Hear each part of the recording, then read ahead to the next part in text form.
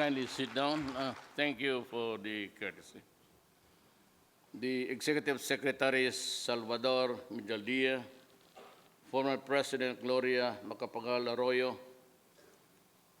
former Prime Minister Apisit Witchachiwa of the Kingdom of Thailand, Foreign Affairs Secretary Alan Peter Cayetano, His Excellency Lim Jak Sin, Foreign Minister of Brunei Darussalam, Their Excellencies, members of the Diplomatic Corps, Professor Hidoshi Nishimura, President of IRIA, Ambassador Claro S. Cristobal, Director General, Foreign Service Institute, ladies and gentlemen.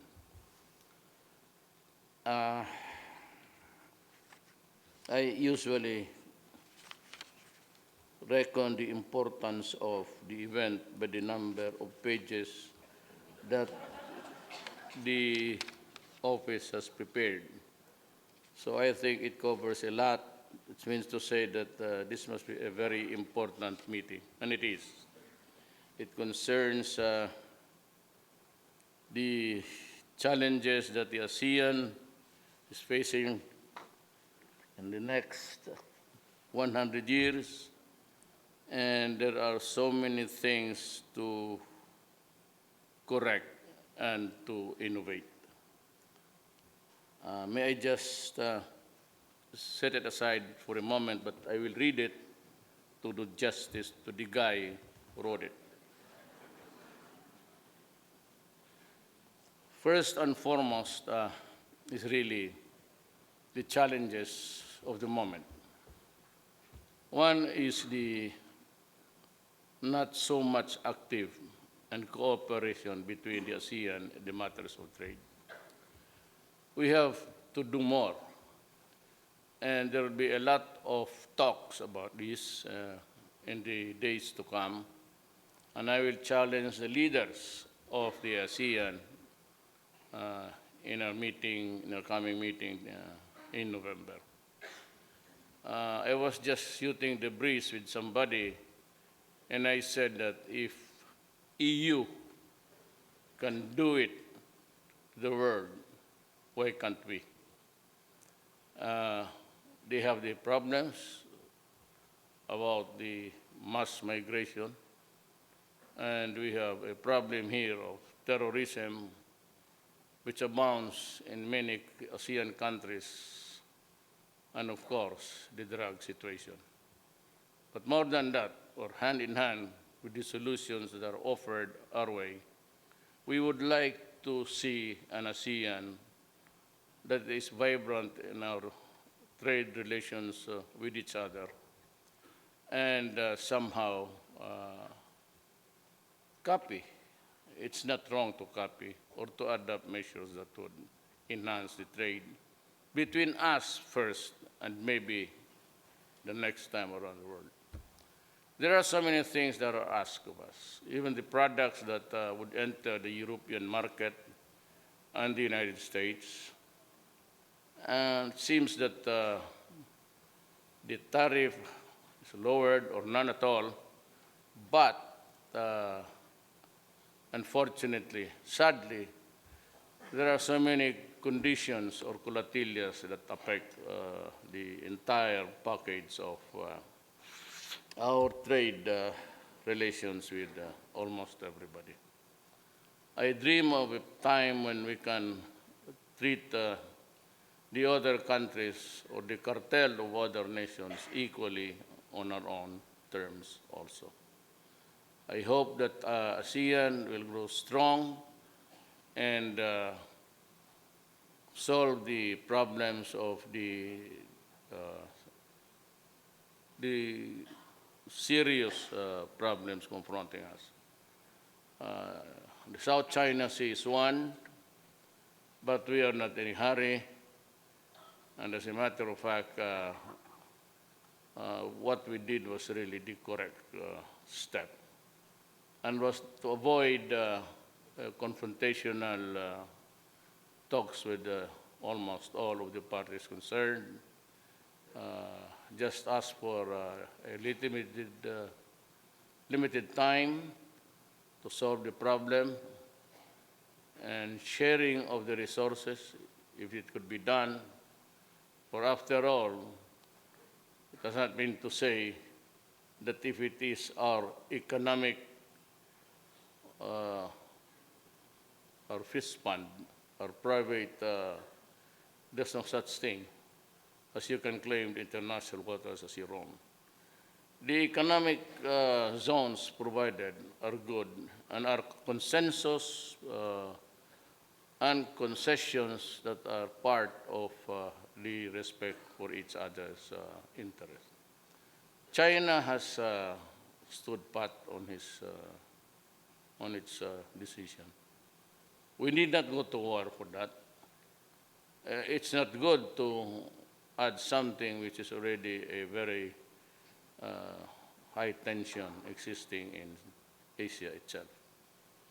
I wish more talks to come, trade, and if there is one thing that must be immediately solved, is really the problem of the Malacca Strait. Right from the west point coming in from the Indian Ocean, the ships have the choice of going up north around the Philippines between Thailand and the provinces up there, or go down to the Moluccas. The Moluccas used to be historically a supply route and a shipping lane that was very good for everybody. Of late, terrorism has entered the picture, and we see a lot of hijackings and killing of people and for capturing hostages for ransom. These are the things that I think closest to Indonesia, Malaysia, and the Philippines. Somehow, I would say that something has a drastic, this drastic action for a very dangerous situation.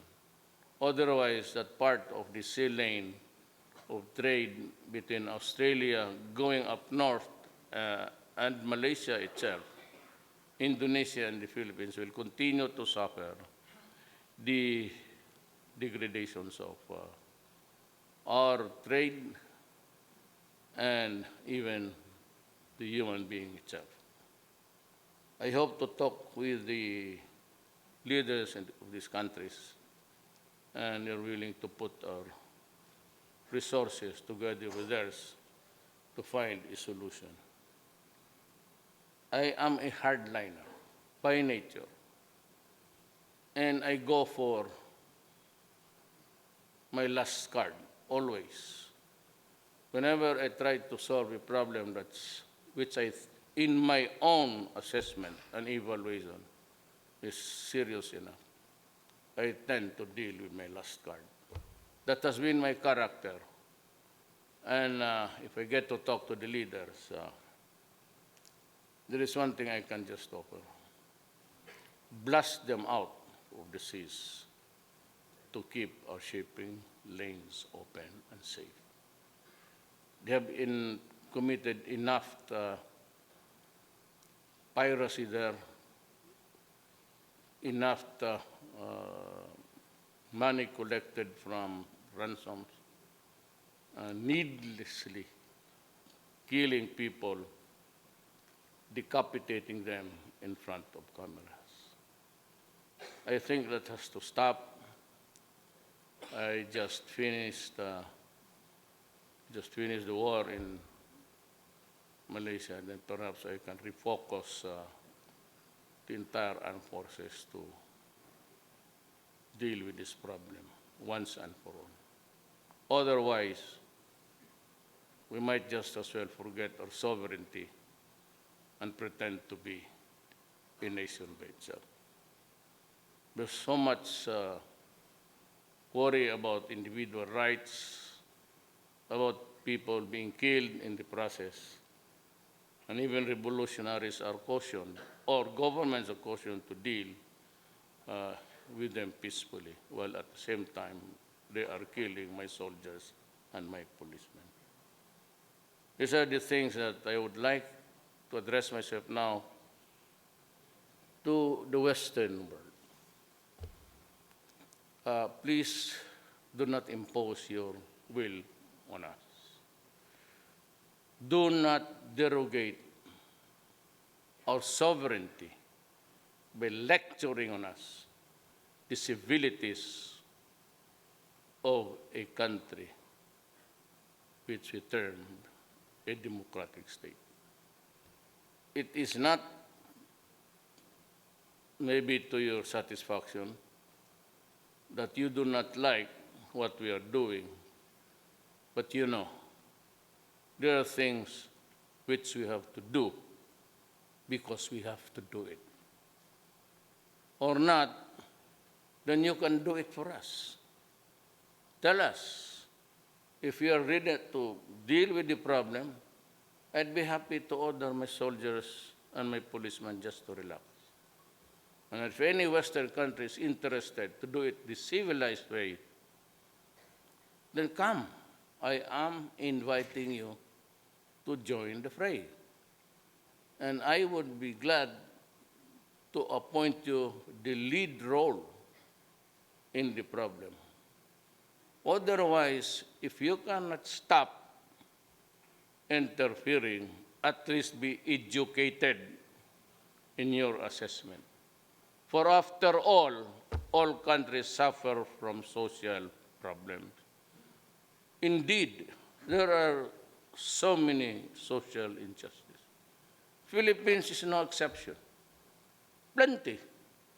But we tried to correct it along the way with meager resources and certainly not or cannot adapt the way they term it as the principal doctrines to how to deal with a democratic problem in a democratic state. It's a social problem. You do not come here upon the invitation of some NGOs and the opposite political parties and look only on the number of extrajudicial killings, which does not even have an investigation, which is, if it is really one or not. And the style of, in my country today is where somebody that lies dead, it is always an extrajudicial killing. If there is no suspect that can be pointed at, it is extrajudicial killing. All killings, whether perpetrated by a state or by the citizen, an ordinary citizen, is always extrajudicial, in the sense that it is not the property of a court to discuss the matter of how a human being should be killed or not. That's not the point. The point is look at the social problem. For example, during the time of, due respect, ma'am, the drug problem is already there. During the time of President Aquino, it got worse, and it is still there. And when I was the president, it was there. And yet, early on, we're being reprimanded publicly by the highest officials of other lands as if we are a colony. You know, guys, we have the United Nations. If you think you have qualms against me, go to the United Nations, make your representations, state your complaint, and ask the body to investigate us for being a member of that organization. If you begin to impose your values on me and you try to correct things not our way, and it is not really applicable, then we have a problem here. And other people pretending to represent the sentiments of a certain region, a certain organization, which are taken at face value as the truth. Because they only consider how many were killed. But the question is, why were they killed? Why are there victims? So what's the reason for killing them? You know, when you are a policeman and you are called suddenly for assistance, and you see somebody's brother wounded and dying, so you're interested to get the dying declaration because a person is about to die, they say, tells the truth. And when they say that, you do not ask what weapon was used, what method, what doctrine of republicanism ideology do you follow? You all just say, who killed you? Never mind about what kind of weapon. You know that when you see a stab wound, a slash, or a single bullet in the head. So when you come here, do not just say that you count the number of allegedly unlawful killing extrajudicial. If you really want to help, find out why they were killed.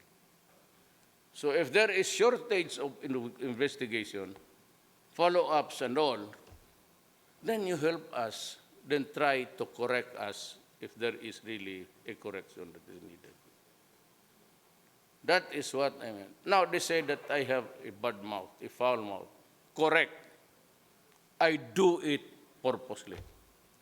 I am not the type that will just blurt out epithets, curses, and to use the slang street language. I do it for their sheer ignorance.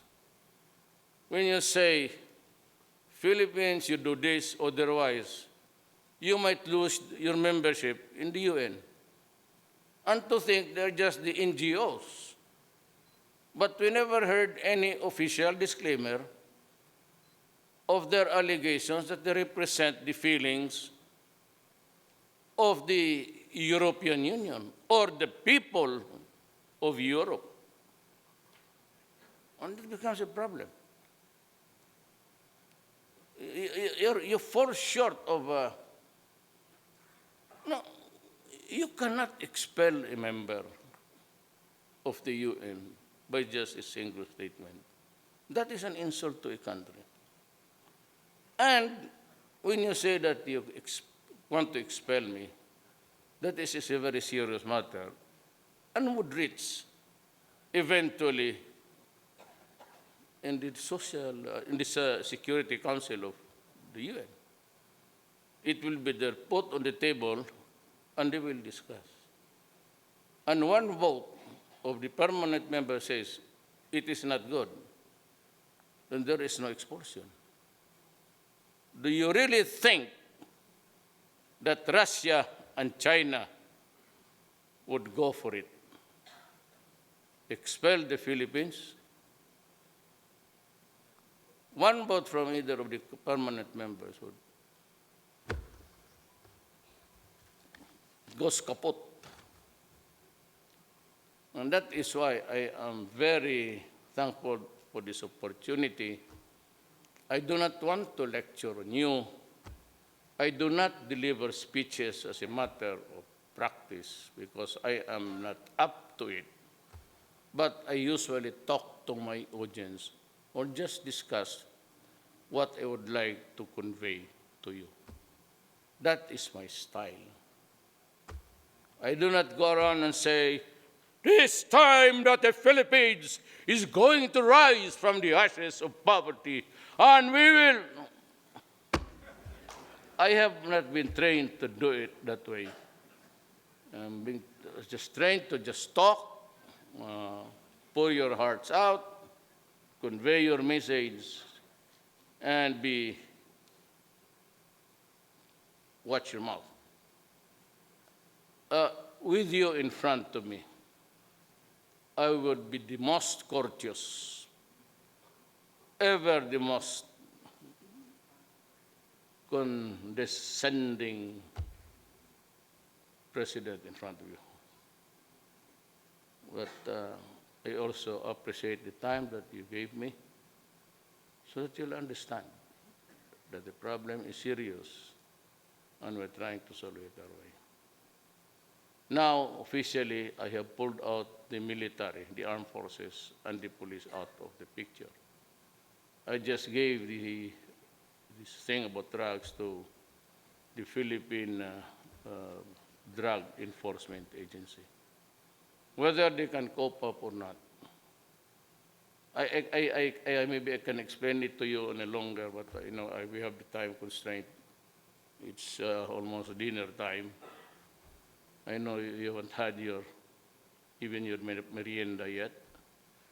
So I said, may I be allowed just to read my speech? It will take about just 2 minutes. I wish to thank the organizers for this high-level forum on ASEAN at 50 for inviting me on this meaningful gathering. The panel discussion conducted earlier by ASEAN's eminent leaders have shown us in retrospect the evolution of our regional community and our continuing story as a family of nations. Indeed, there are substantial contributions to the development of the respective nations, and the growth of the ASEAN community will steer us towards the realization of a common vision and the identity of our region. The Philippines' chairmanship of ASEAN in 2017 coincides with the 50th anniversary. As a founding member of ASEAN, it is an honor for our country to lead our community as we chart our course towards the future. The ASEAN story is a remarkable account of determination, vision, unity, and cooperation. It was born in 1967 during one of the most turbulent and challenging periods in the region's history. Comprising a mix of diverse languages, cultures, colonial experiences, forms of government, and political systems, ASEAN was seen by some political observers as an experiment bound to fail. Yet, 50 years later, ASEAN has become one of the world's most successful regional communities. ASEAN's crucial role as a fulcrum that balances stability and security in the region is a testament of its success in the past 50 years. ASEAN was successful not just in bringing together a regional community, but also in shaping the relationships among major players in the ASEAN-Pacific region. ASEAN at 50 is not a complete story, nor it is a finished product. It is steadily evolving pursuit towards the realization of our vision of a peaceful, stable, and resilient community with the capability to respond effectively to the challenges within and outside our borders. In January this year, in my home city of Davao, we assumed chairmanship of ASEAN with the declaration that the Philippines will remain steadfast in upholding our shared values and aspirations. Part of this is the promotion of our common interests through mutual cooperation and constructive engagement with dialogue partners. At the 30th ASEAN Summit in April, the leaders of ASEAN reaffirmed the commitment to enhance regional integration, respond to the challenges of climate change and natural disasters, and address transnational crimes such as the proliferation of illegal drugs, trafficking in persons, terrorism, and violent extremism. We continue to address non-traditional security concerns to Asian-led mechanisms such as the ASEAN Regional Forum, the East Asia Summit, the Asian Defense Ministers Meeting Plus, and active engagement with our dialogue partners. The recent developments in the Korean Peninsula have tested ASEAN's resolve to keep the peace and ensure the security of our region. That is why we remain committed in working closely with our international partners in maintaining stability in the Korean Peninsula. On the economic front, we continue to walk towards bigger, more open and rules-based market where businesses, especially micro, small, and medium enterprise can thrive. We also launched the first roll-on, roll-off a short sea route which connects the Davao and General Santos ports in Mindanao to Bitong Port in North Sulawesi. It is clear a manifestation of our commitment to stimulate trade, tourism, and other areas of development among our ASEAN member states. When the leaders of ASEAN and its dialogue partners meet in November on the 31st June Asian Summit, we intend to reaffirm our commitment to maintaining regional peace and stability, pursuing maritime security and cooperation, advancing inclusive innovations-led growth, strengthening the region's resiliency, and promoting ASEAN as a global player of a model of regionalism. We would like to see substantial progress in negotiation of the Regional Comprehensive Economic Partnership. As the Philippines completes its duty as chair of ASEAN by the end of the year, we remain optimistic that the priorities we have set will not cease as we pass on the chairmanship to our successor. It is our shared hope and our gains will become part of our continuing commitment to ASEAN and the principle for which it stands for. I therefore call on our fellow ASEAN leaders to empower our peoples by making them understand the importance of ASEAN in their lives. Its past gains have directly contributed to the well-being and how the realization of goals will make their lives better. Together, let us cultivate our people's a sense of ownership, for them to own the ASEAN story as their story, and to see ASEAN's future as their own. Thank you.